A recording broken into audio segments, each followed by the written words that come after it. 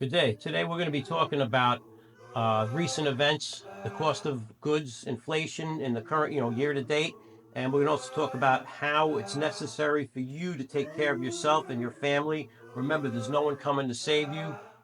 You got to save yourself. You got to save your family. You got to be part of a community, and you got to learn from what we are watching how our government's reacting to our citizens that are in trouble. And the most recent examples is in Lahaina, Hawaii, and also in most recently in Tennessee and North Carolina. Let's get it. Good day. My name is David Fusco. And in this show, I'm going to talk about business, finance, and how to survive and thrive in this crazy environment that we're living in today. Welcome to my show. Today is October 7, 2024, the last quarter of the year, and probably one of the more significant years we've ever had, at least in my lifetime. I guess if we went back to World War II, that would be more significant, but who knows what the heck we're approaching right now. A lot of similarities to that pre-war setup. That said, today I just wanted to talk about what I see going on in the system, the financial system, and more importantly, how it's going to affect us with respect to our personal and our families, our communities, and our country's safety and well-being. You'd have to be blind not to see the cost of food and energy and everything going up.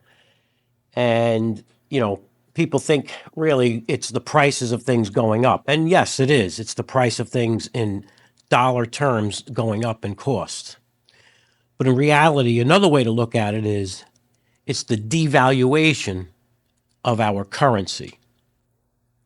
Now, I call it currency because it's created by a central bank called the Federal Reserve Bank in the United States, and every country has their own central bank. And these banks are owned by private individuals setting the cost of currency that they create. And so what I want to do is just give a little recap of year to date, meaning, from the beginning of this year, 2024, till now, the cost of things. So if we take a look,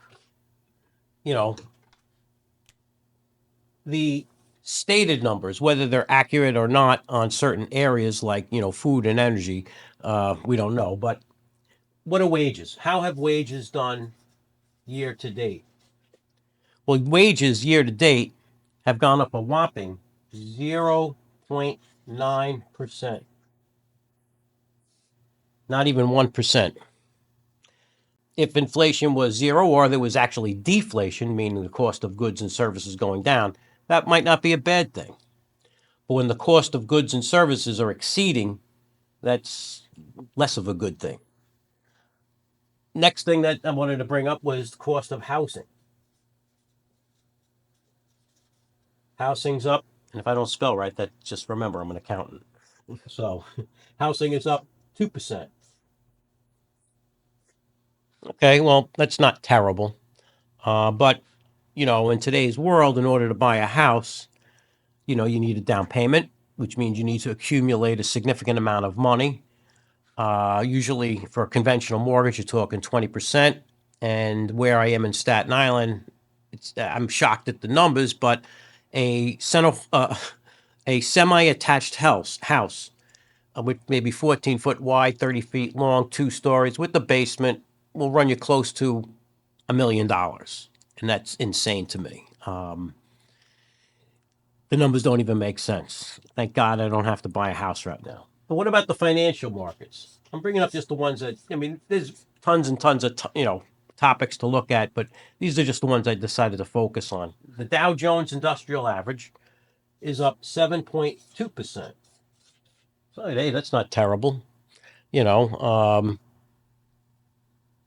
beating out the wage costs, beating out housing costs. And, if you were invested in the Dow, of course, you'd be doing better than both of those areas, at least per our government statistics.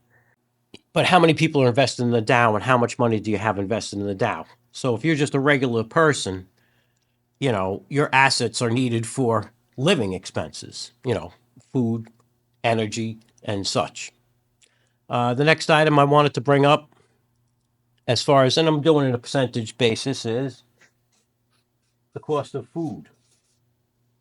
Cost of food, 22.4%. Well, wait a minute. I'm making less than 1% increase in my wages, but the cost of something that's absolutely necessary to survive has gone up 22%.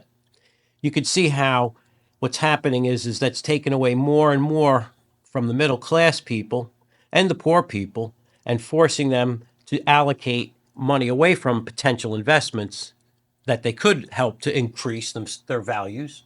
Well, that's not too great, but put it into just surviving day to day. So food costs have gotten crazy. The next one is also on the financial market, the S&P 500. Oops, make that a P. The S&P 500. And we've got an increase of 23%.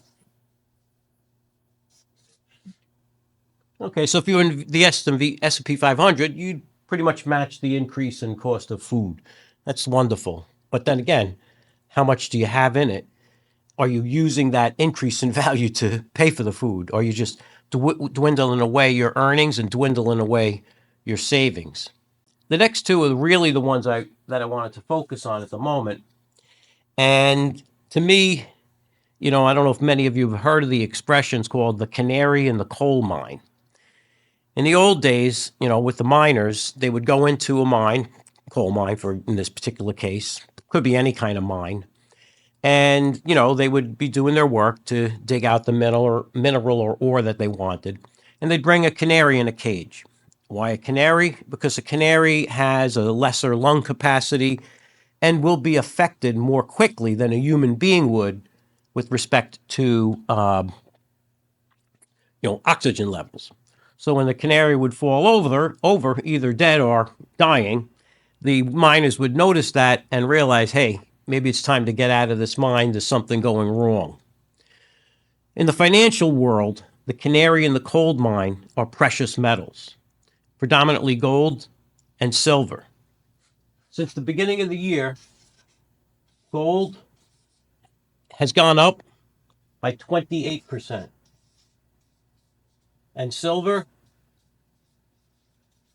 year to date, has gone up 32.5%. That's the barometer that's telling us what's going on in our financial system. Our financial system is going through changes. You have other world economies that are now competing with King Dollar. And they're doing that for various reasons. One of the reasons is that they've found that the United States has been using our financial system as a weapon. So if you're another country and the United States has decided not to like you for whatever reason, be it valid or invalid, it doesn't matter. Your accounts get frozen, your assets get seized, you're taken out of the financial system and you can't operate. It's called the SWIFT system, which is the movement of funds between countries. Well, now a whole bunch of other countries are creating and have created an outside financial system to move currencies around. That's the BRICS system. Brazil, Russia, India, China, South Africa, and other countries are now joining in on them. There are many more. Even some of our, so to speak, allies, the French and the Mexicans, are looking into it too.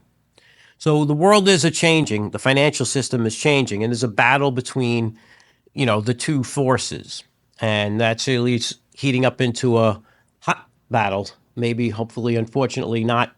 Where we're actually going to send American troops somewhere else. Now, I'm going to pivot off of this lovely topic and just talk about some of the things that are also in the news right now. And that's the United States response to the United States citizens like myself and yourself.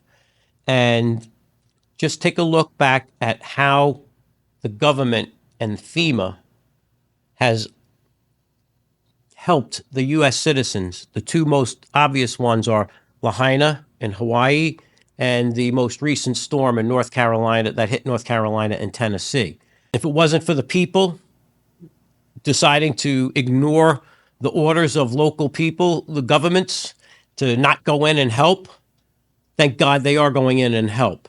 From what I gather, where we've gone back 100+ years in a sense, with the people helping have to now move in mule trains to bring supplies in because the roads and the bridges and whatnot are all wiped out, or many of them are wiped out, and in the Tennessee, North Carolina area. And that just puts this thing in my head is just remember, there's no one coming to save you. What was it when there's trouble, the police are just minutes away when you need seconds. So remember, you are responsible for you. You are responsible for your family. You are responsible for your community and the people around you.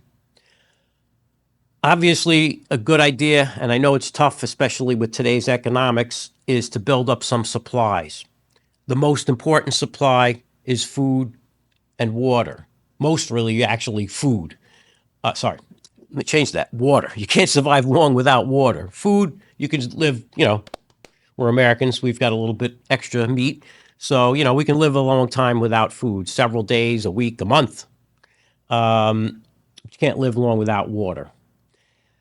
You should have water purification capability, however you want to do that. There are all kinds of filtration systems. There are tablets that you can get that can go into the water that'll kill off the bacterium and whatnot to keep you alive. If you drink water that's in rivers or streams or whatnot that's not clean, you're going to regret it. I've learned that lesson out hiking and also in the military. Don't drink the wrong stuff without purifying it. Another thing that's very important is communications with friends, family, and the outside world. Cell towers go down, phone lines go down, the system shuts down. If you can't communicate, you can't let people know where you are. One of the things that's come out, and I have no connection to it, and I just actually finally bought into it, is called the Starlink system, which is an alternative to even just your current setup with connections to the internet and whatnot and communication forms, and it's through satellite. Satellite is going to last a lot longer, and you don't have to concern yourself with the ground, equipment. So Starlink system, they have a Starlink mobile, they have a Starlink for residential, they have a Starlink system for businesses. That's something that you might want to look into. It's not cheap, the equipment, and there is a monthly fee, but if you're going to, replace your current internet connection, then the price is pretty comparable between the monthly cost of a Starlink setup and your current monthly setup for your internet connection. But that's not necessarily always going to work. And, also if your friends and family don't have the same setup and they're in the similar area, how are you going to communicate with them? And you got to talk to your friends and family and say, hey, maybe you guys should get this also. A better form of communications, although it takes significantly more training and understanding, is the old style shortwave radio system. I was in the military, in Special Forces. I was radio operation communication specialist, and with just a simple radio, some wire, and I mean literally just wire, throw it up in a tree, do it at the right time of day to get the right refraction off of the atmosphere, and you can communicate pretty much around the world. You can also receive information pretty much from around the world. So it's another form of communication that's more complicated. In the United States, you have to have an FCC license in order to operate it. It's not that tough to do. If you want, think about doing something like that.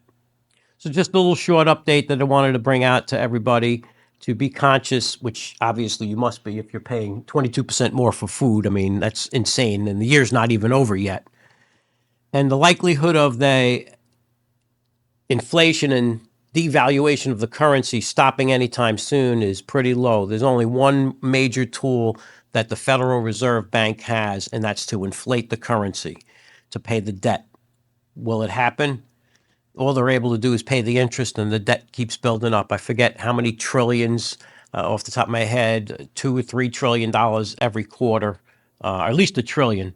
I don't even know what that number looks like. It's monstrous. So get together with your community, get together with your friends and family, talk about things, and get prepared. No one's coming to save you. It's time for you to save yourself and take care of those that you care about and love. Thank you very much.